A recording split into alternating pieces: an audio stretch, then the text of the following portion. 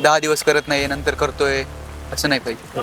काही महिन्यामध्ये माझं सिलेक्शन खरं म्हणलं तर RCC मुळे झालं. आजच्या काही महिन्यामध्ये कशा पद्धतीने तू फिजिक्स केमिस्ट्री आणि बायोचा अभ्यास केला? रँक 2072. परत मेहनत करून KM मला मिळालं. मुंबईमध्ये पहिल्यांदा आल्यावर तर वाटलं की यार खूप मोठी सिटी आहे, आपण इथं कसं राहणार आहे. बट मुंबई सगळ्यांना सांभाळून घेते. Dear future doctors, welcome back to my YouTube channel. KEM Mumbai महाराष्ट्रातलं नंबर 1चं मेडिकल कॉलेज. आज मी त्या मेडिकल कॉलेजला भेट देण्यासाठी आलतो. तिथं आल्याच मला लातूर ट्युशन एरियामध्ये शिकलेला एक विद्यार्थी भेटला. स्वागत आहे तुमचं माझ्या यूट्यूब चॅनलवरती. काय नाव आहे तुझं? माझं नाव संस्कार तेलगड. तू लातूरच्या ट्युशन एरियामध्ये होतास आणि आता KEM मुंबईमध्ये आलेला आहे. तू कशी जर्नी राहिलेली तुझी नीटची? जर्नी तशी बघायला गेलं तर माझा एक ड्रॉप होता. फर्स्ट अटेम्प्टमध्ये मला काही कॉलेज भेटलं नाही. मग त्यामुळे मी एक ड्रॉप घेतलेला आणि मग ड्रॉप घेऊन परत मेहनत करून KM मला मिळालं. तू लातूरमध्ये कुठल्या ट्युशनला होता? कशा पद्धतीने तू अभ्यास केलता आणि तुझी नीटची जर्नी ओव्हरऑल कशी राहिली?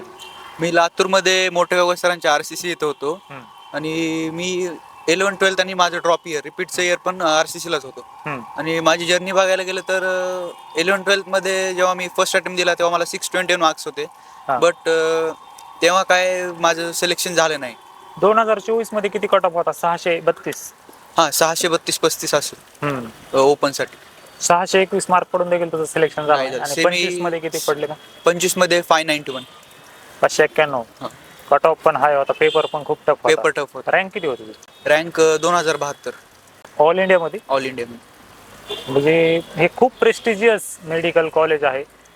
कशा पद्धतीने तू फिजिक्स केमिस्ट्री आणि बायोचा अभ्यास केला? फिजिक्ससाठी बघायला गेलं तर अगोदर थिअरी पक्की करायची, नंतर क्वेश्चन प्रॅक्टिस. आणि बायोसाठी फक्त NCERT, दुसरं काहीच नाही. आणि ज्या क्लास नोट्स होत्या आपल्या त्या, कारण क्लास नोट्समध्ये टीचर जे कामाचं जे एक्स्ट्रा आहे ते सगळं कव्हर करतात. बाकी काही एक्स्ट्रा करण्याची गरज नाही आपल्याला. आणि केमिस्ट्रीमध्ये पण तसंच आहे. बुकलेटचे क्वेश्चन सॉल्व्ह करायची, थिअरी पक्की करायची आणि होऊन जातं. मग फक्त आपलं कंटिन्युअस पाहिजे आपला अभ्यास, की ब्रेक होतोय मधातच, 10 दिवस करत नाही नंतर करतोय असं नाही पाहिजे. लास्टचे काही महिन्याच्या वेळेस राहिलेले RCCने कशा पद्धतीने तुला मदत केली आणि तुझी जर्नी कशी होती? लास्टच्या काही महिन्यामध्ये माझं सिलेक्शन खरं म्हणलं तर RCC मुळे झालं. लास्टच्या काही महिन्यामध्ये, कारण आमच्या करण्यापेक्षा ते आमच्याकडून फार करून घेत होते. की जसं की लास्टच्या काही महिन्यामध्ये मोठ्या सरांनी जे टॉपर बॅच आहेत त्याच्यामध्ये पण काही सिलेक्टिव्ह मुलांना वेगळं करून त्यांचे लेक्चर्स घ्यायचे खाली रेकॉर्डिंग रूममध्ये. सर पर्सनल घ्यायचे. केमिस्ट्रीसाठी सर पर्सनल घ्यायचे, फिजिक्ससाठी दुसरे फॅकल्टीज असायच्या, बायोसाठी दुसऱ्या फॅकल्टीज असायच्या. त्यामुळे पण आम्हाला फार फायदा झाला, की जे आमचे कन्सेप्ट वीक आहे ते आम्हाला पर्सनली सगळे समजून सांगत होते. त्यामुळे RCCचा तर खूप मोठा हातभार आहे इथे येण्यामध्ये.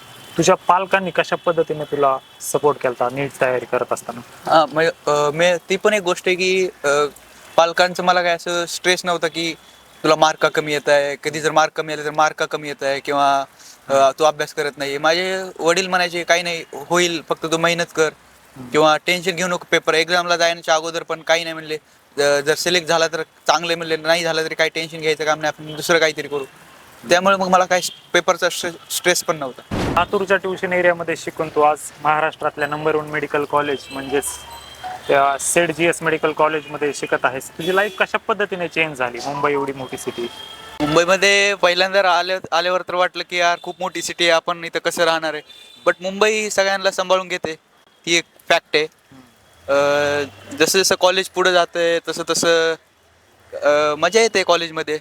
तुझे काय फ्रेंड्स वगैरे बनले का नाही? कशा पद्धतीने कॉलेज? फ्रेंड्स, चांगले फ्रेंड्स बनलेत कॉलेजमध्ये. कॉलेज लाईफमध्ये चांगले फ्रेंड्स बनतात, ही एक फॅक्ट आहे. आणि ज्यावेळेस तू बाहेर फिरायला वगैरे जातोस मुंबईमध्ये, कुठल्या कुठल्या गोष्टी एक्सप्लोर केल्यास आतापर्यंत? मुंबईचे म्हणजे ज्या आपण ठिकाणी जातो मुंबईमध्ये फिरायला, ती एक प्लेस एक्सप्लोर करायची. तिथं काय फूड चांगलं भेटतं ते एक्सप्लोर करायचं. अजून काय असेल तिथं काही स्पेशालिटी असेल त्या जागेची ती एक्सप्लोर करायची.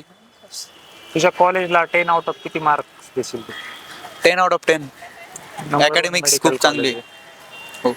एक फायनल ॲडवाइस काय देशील जे पण विद्यार्थी सध्या काही डाऊनफॉल चालू विद्यार्थ्यांचा 2026 मध्ये कशा पद्धतीने कमबॅक म्हणजे करू शकतात ते? काय नाही, अजून पण खूप दिवस आहेत एक्झामसाठी. आता जरी तुम्ही चांगली मेहनत केली तर तुम्ही चांगले मार्क घेऊन चांगल्या मेडिकल कॉलेजमध्ये जाऊ शकता. असं काही नाही की जे लास्टचे 2-3 महिने आहेत तेच खरे डिटरमाइन करतात की तुम्ही कोणत्या कॉलेजला जाणार आहे. एम्स भेटणार की साधं GMC भेटणार लास्टच्या 2-3 महिन्यामध्ये. असं नाही की तुम्ही वर्षभर अभ्यास चांगला केला आहे आणि मी आता करणार नाही, मला काय झालेलं आहे, ही सर्वात मोठी चूक मुलं करतात.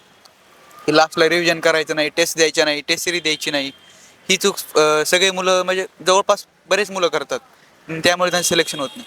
येस, थँक्यू सो मच तुझा व्हॅल्युएबल टाइम दिल्याबद्दल. थँक्यू.